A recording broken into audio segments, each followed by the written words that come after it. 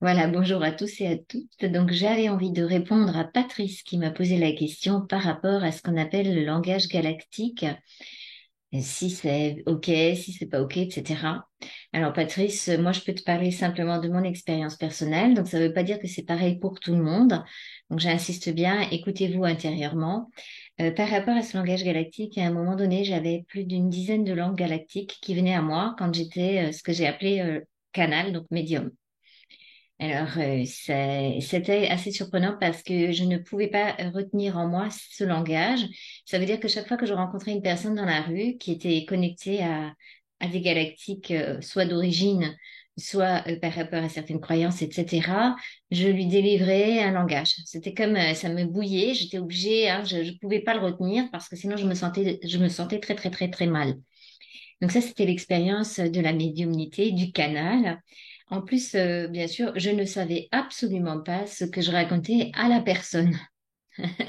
Voilà, donc, tu vois, déjà, j'étais un petit peu amenée à prendre sur moi pour me soulager, soyons clairs, me soulager moi-même de quelque chose qui m'arrivait, qui me dépassait complètement et de faire face, hein, tu t'imagines, tu es à la boulangerie, puis voilà, tu t'es face à la boulangère, puis tu as un truc qui te monte, qui te monte, qui te monte, qui te monte, tu peux pas, tu sais que si tu sors du magasin, ça va être catastrophique pour toi, tu vas te sentir mal, et tu t'imagines parler comme ça à la boulangère, hein. Donc, voilà, le genre de souk qu'on peut avoir quand on est quand on est médium et qu'on est canal et qu'on contrôle rien.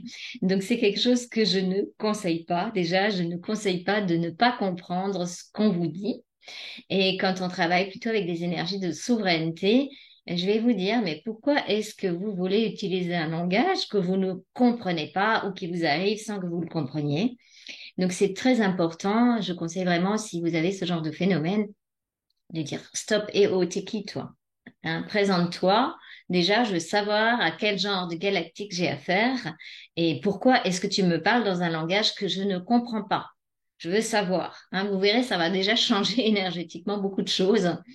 Après, j'ai rencontré une personne lors d'un vaisseau qui a ce genre de langage et qui l'utilise parce que c'est connecté directement à sa propre partie galactique. Donc, soyez vraiment dans le discernement.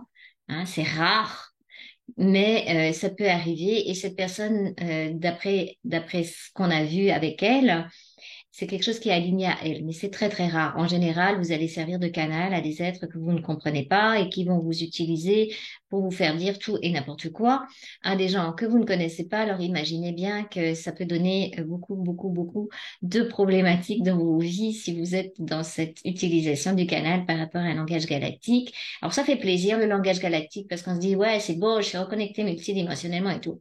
Ah, ah, ouais, mais à quoi? Hein, une reconnexion multidimensionnelle dont nous on parle, c'est une reconnexion avec des morceaux de vous qui vibrent sur la même fréquence que votre essence, c'est-à-dire c'est vous-même quelque part sur un autre plan. Alors quand on n'a pas le discernement nécessaire pour savoir si c'est vraiment nous-mêmes sur un autre plan, quel est l'intérêt d'utiliser quelque chose qu'on ne comprend pas? Hein, c'est vraiment, je ne conseille pas du tout utilisez plutôt votre propre verbe pour voir de quoi vous parlez, hein. C'est déjà assez compliqué comme ça de se comprendre soi-même. Si en plus on commence à parler d'autres langues, vous voyez jusqu'à ça va mener.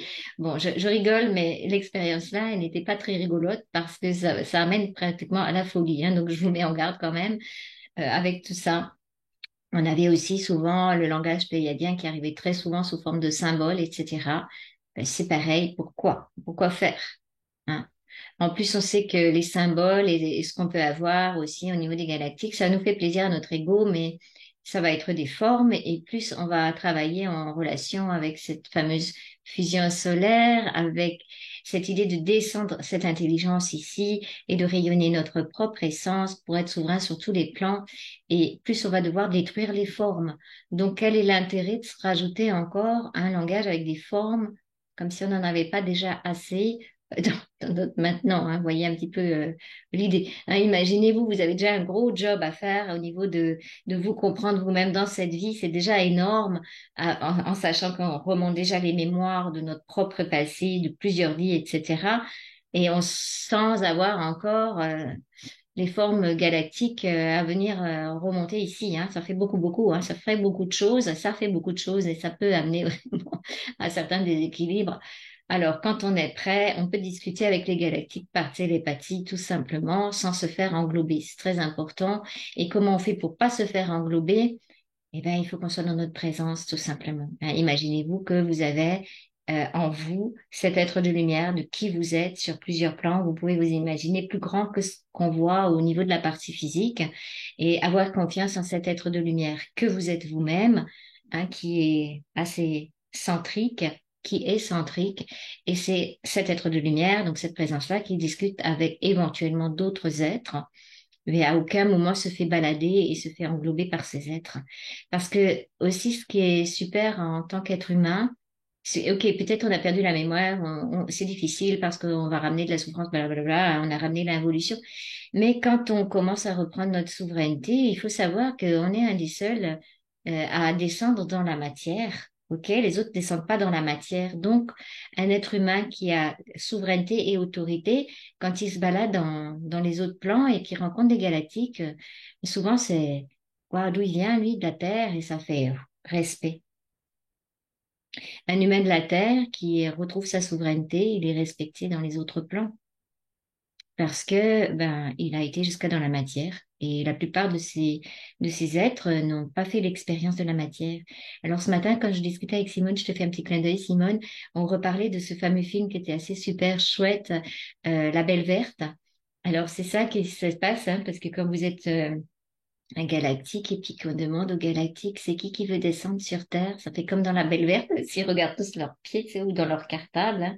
Un petit peu comme quand on était à l'école et qu'on allait être interrogé. Il n'y a pas beaucoup d'êtres qui ont le courage de descendre. Alors même si toutes nos histoires ici peuvent être compliquées par rapport à ce système évolutif qu'on a souvent été capturé ou emmené de force, etc., c'est une partie de nous qui a été capturée, emmenée de force. Il faut savoir quand même qu'une autre partie de nous-mêmes, c'est-à-dire plus espritique, plus source, a été en accord avec cette descente jusqu'à sur la Terre. C'est ça qu'il faut pouvoir se dire aussi. Donc, il y a peut-être un non d'une partie pour l'incarnation terrestre, mais il y a eu un grand oui aussi par rapport à l'esprit et à la force que chacun d'entre nous, en tant qu'humain, avait en nous, parce que ici, c'est compliqué, c'est difficile et c'est quelque part les les entités les plus courageuses, on va dire comme ça, qui sont descendues jusqu'à sur la Terre, même si après, une fois qu'on était là, on s'est dit, waouh, oups, on m'y reprendra plus de descendre, qu'est-ce que je fais ici, hein? Mais oui, si on vous y reprendra de descendre, parce que vous savez qu'ici maintenant, dans cet ici et maintenant, ça paraît peut-être compliqué par rapport à ce qui se passe, mais c'est aussi l'opportunité de la souveraineté de l'humain. La sixième race racine, puis la septième race racine. Et c'est quand même l'humain qui sera à l'origine de la transmutation universelle. Je ne sais pas si vous vous rendez compte de la chance ou de l'opportunité que ça amène. Alors, je vous dis pas ça pour que vous preniez la grosse tête. C'est pas du tout ça. C'est juste pour que vous ayez confiance en qui vous êtes sur les autres plans et du coup, vous n'avez plus besoin de parler ce langage galactique. Voilà, j'espère que cette petite vidéo vous a plu. Si c'est le cas, vous pouvez mettre un pouce, la partager et n'hésitez pas à me poser d'autres questions. Je vous remercie les amours et bonne route vers votre propre souveraineté le plus clairement possible et le plus simplement possible. Merci.